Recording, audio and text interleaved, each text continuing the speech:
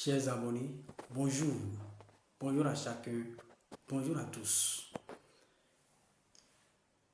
Il n'est pas rare de constater que beaucoup de fidèles catholiques se permettent de déguerpir de leur église, fondée bien sûr de la main de Dieu, le Père, le Créateur du ciel et de la terre, pour rejoindre une église ou des églises fondées de la main des créatures, sous prétexte qu'il n'y a pas de miracle dans leur église d'origine et que leur église d'origine ne connaît que la prière du Notre Père et du Je vous salue Marie.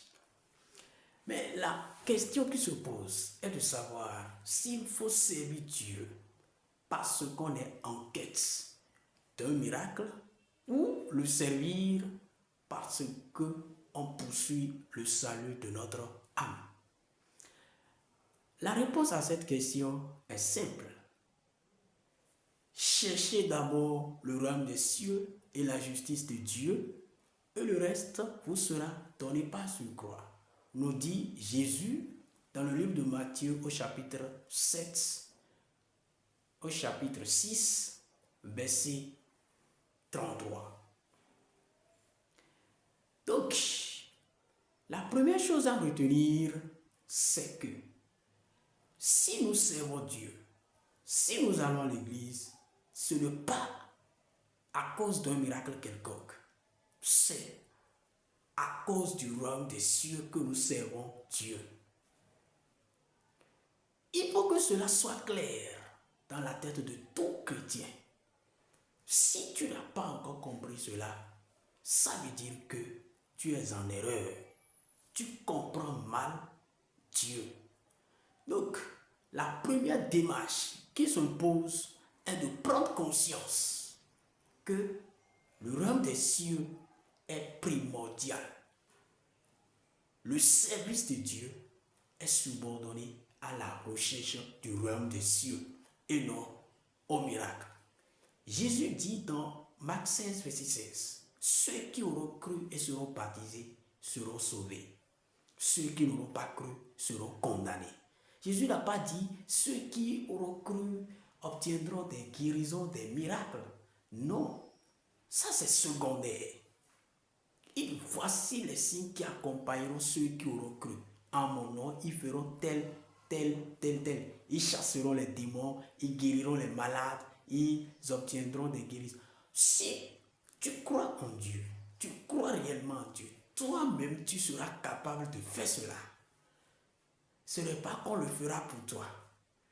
Donc, je ne vais pas aller trop dans ces détails. Mais ce qui est important ici à retenir, c'est que le baptême que tu reçois fait de toi un enfant de Dieu. Et c'est ça qui te garantit le salut. C'est ça qui rend disponible pour toi la grâce du royaume des cieux. Donc, Jésus n'a pas donné le miracle. Jésus n'a pas pour objectif premier le miracle. Non, c'est pour le royaume des cieux qu'il est venu. Souvenez-vous que quand il avait commencé sa mission, dans le livre de Marc au chapitre 1, verset 15, il dit, le royaume des cieux est tout proche. Convertissez-vous et croyez à la bonne nouvelle. Le royaume des cieux est tout proche. Convertissez-vous et croyez à la bonne nouvelle. Il n'a pas dit le miracle est tout proche. Le royaume des cieux. Donc, nous devons servir Dieu à cause du royaume des cieux et non à cause des miracles. La deuxième chose à savoir, c'est que à l'Église catholique, ce que vous ne connaissez pas, l'Église catholique est l'Église la plus puissante au monde en matière de prière, en matière de spiritualité. La célébration eucharistique qui se fait par les prêtres de Jésus-Christ à l'Église catholique est plus puissante que toute autre prière dans le monde. Allez vous renseigner auprès de vos pasteurs. Ils ne vous diront pas le contraire. La célébration eucharistique est une prière au cours de laquelle Jésus se fait présent dans l'hostie. Et lorsque tu participes activement à cela, de façon sincère et concentrée, Jésus, qui est le soleil de justice, déverse des grâces de miracles de guérison. Oui, il est écrit dans Malachie 3, verset 20. Jésus est le soleil de justice. Et dans ces rayons, déploie la guérison. Déploie la guérison. Donc, lorsque tu participes à cela, avec foi bien sûr, c'est la foi qui suscite l'accomplissement du miracle. Ce n'est pas l'église, ce n'est pas le pasteur. Si tu es dans l'église catholique, tu es un chrétien catholique et que tu participes à la célébration eucharistique avec foi, tu auras ce que tu demandes. C'est ta foi qui a des problèmes. On n'a pas besoin de crier « Bouh, bouh, Seigneur, au nom de Jésus, on n'a pas besoin de ça. Ce n'est pas obligatoire. Prie de façon pacifique et Jésus te guérira. Tous les miracles que Jésus a opérés dans la Bible ont pour fondement la foi de leurs bénéficiaires. Dans Luc 7, verset 1 à 7, il est écrit qu'un serviteur d'un officier romain était souffrant.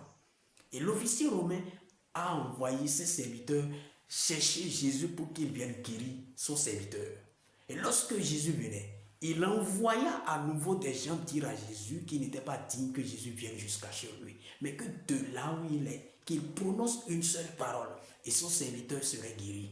Et Jésus, ayant entendu cela, était hébété et s'est exclamé: jamais, même en Israël, je n'ai vu une telle foi. Et sur le champ, le serviteur est guéri. Parce que quand ils sont rentrés à la maison, ils ont vu qu'il était déjà guéri.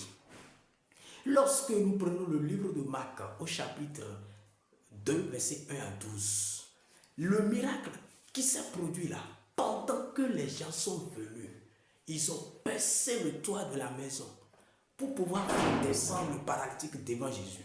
Dans le verset 5, il est écrit: Jésus ayant vu leur foi déclare. Jésus ayant vu leur foi. Donc c'est quand il a vu leur foi qu'il a agi. Oui, dans Marc, dans Jean 11, verset 22 à 44, il est écrit que lorsque Lazare était mort, Jésus se rendait à la maison mortuaire. En cours de route, il fait la rencontre de Marie qui était la sœur de Lazare. Et à Marie de lui dire: Maître, si tu avais été ici, mon frère ne serait pas mort. Mais maintenant encore, je sais que tout ce que tu demandes à Dieu, il te le donne. C'est pour dire que je sais que tout ce que tu vas, je sais que tu peux encore quelque chose. Or, son frère était enterré depuis 4 jours. Mais elle croyait que Jésus pouvait encore quelque chose. Jésus est allé au tombeau de Lazare avec eux. Et Jésus voulait ressusciter Lazare sur la foi de sa sœur qui dit: je sais que tu peux encore quelque chose. Maintenant, Marthe, la seconde sœur de Lazare, a commencé à douter. Mais Jésus la rassure en lui disant: je t'ai déjà dit que si tu crois, tu verras la gloire de Dieu. Si tu crois, ce n'est pas si tu vas à l'église la compassion, ce n'est pas si tu vas à l'église évangélique, ce n'est pas si tu vas à l'église les assemblées de Dieu. Si tu crois, tu verras la gloire de Dieu. Effectivement, Marthe a cru et Jésus a ressuscité Lazare d'entre les morts. Donc, le tout ne suffit pas de se promener d'église en église, mais il faut avoir une foi authentique. Il est écrit dans le livre de Marc, au chapitre 9, verset 23. Rien n'est impossible en faveur de celui qui croit. Si tu mets ta confiance dans le Seigneur, il agira, nous dit le psaume 37, verset 5. Donc, dans le livre de Matthieu, par exemple, au chapitre 7, verset 21 à 23, il est dit qu'au jour du jugement, beaucoup crieront en disant: c'est en ton nom que nous avons opéré des miracles. Mais Jésus leur dira: je ne vous connais pas. Pourquoi? Parce que tous les miracles qui s'opèrent dans ces églises-là ne viennent pas forcément de Dieu. Que Dieu vous bénisse.